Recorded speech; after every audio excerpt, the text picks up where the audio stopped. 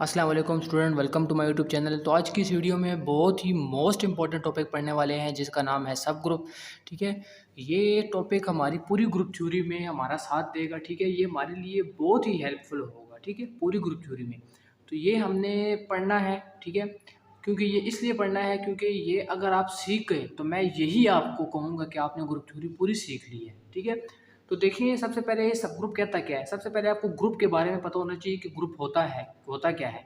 तो अगर आपने अभी तक ग्रुप की डेफिनेशन, उसका पूरा जो कॉन्सेप्ट है, अगर आपको अभी तक समझ उसकी नहीं आई तो ऊपर वाले बटन पर क्लिक करके आप देख सकते हैं, और मैंने नीचे लिंक भी डिस्क्रिप्शन में दी होगी, वहाँ पर भी जाकर आप देख सकते हैं। ठीक है, क्योंकि अब आपको मैं बताता हूँ ग्रुप मैंने आपको रिकमेंड क्यों किया, क्योंकि आपको ग्रुप पता होना चाहिए, तभी आप सब ग्रुप को समझ सकोगे। ठीक है, तो अब आते हैं अपने टॉपिक की तरफ कि हमारा ये सब ग्रुप होता क्या है। ठीक है, सब group a subset H of a group G is called सब ग्रुप ऑफ अ G। क्या कहता है, देखिए थोड़ा सा कंसेप्ट गौर से समझिए, रट्टे आपने नहीं लगानी।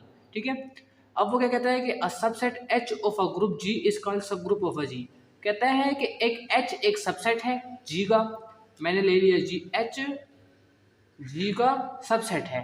ठीक है, H G का सबसेट है, इस कॉल्ड सब ग्रुप ऑफ अ G।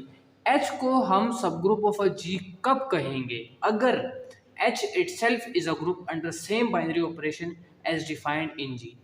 इसका मतलब ये है कि अगर मेरे पास एक G ग्रुप है और अगर वो किसी भी बाइनरी ऑपरेशन के लिहाज से ग्रुप है।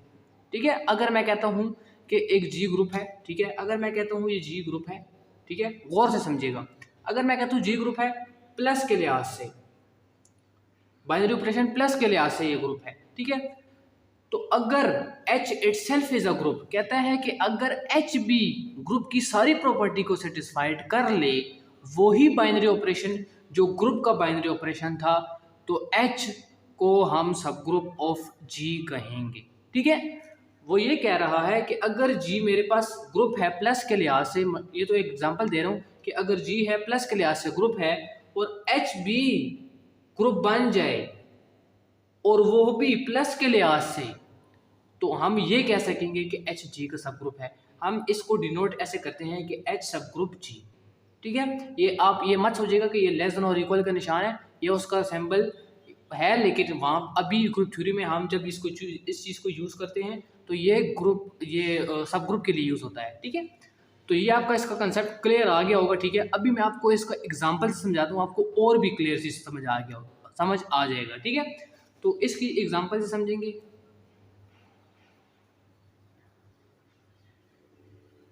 देखें इधर मेरे पास एक एग्जांपल है, अब G है एक, अब ये क्या है, ये ग्रुप है हमारे पास,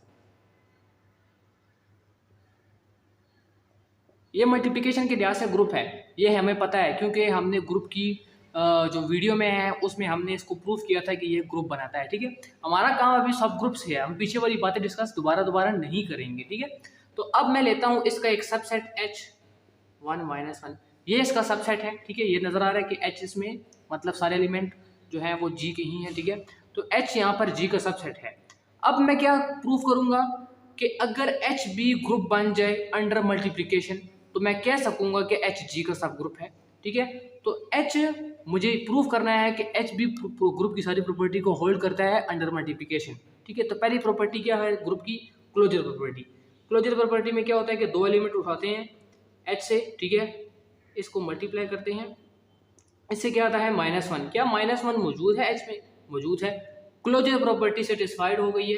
दूसरी प्रॉपर्टी देते हैं एसोसिएटिव प्रॉपर्टी, उसमें ये एलिमेंट लेते हैं। ठीक है, कोई भी एलिमेंट ले सकते हैं। ठीक है, दो ही एलिमेंट है इसमें टोटल H में, तो इसमें लेते हैं -1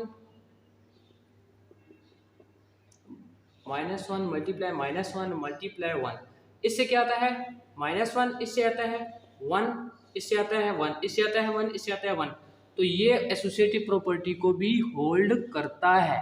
ठीक है, अब बाकी दो प्रॉपर्टी को भी देखते हैं। ठीक है, तीसरी प्रॉपर्टी क्या है, आइडेंटिटी प्रॉपर्टी।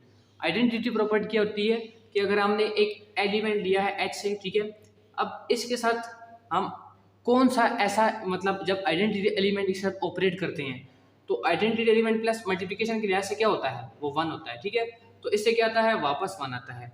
तो वो ये कहता है कि ये 1 हमारे पास मौजूद है H में, तो आइडेंटिटी एलिमेंट आइडेंटिटी प्रॉपर्टी भी होल्ड करता है। ठीक है, अब लास्ट प्रॉपर्टी है जो इन्वर्स प्रॉपर्टी है। ठीक है, इन्वर्स प्रॉपर्टी क्या कहता है?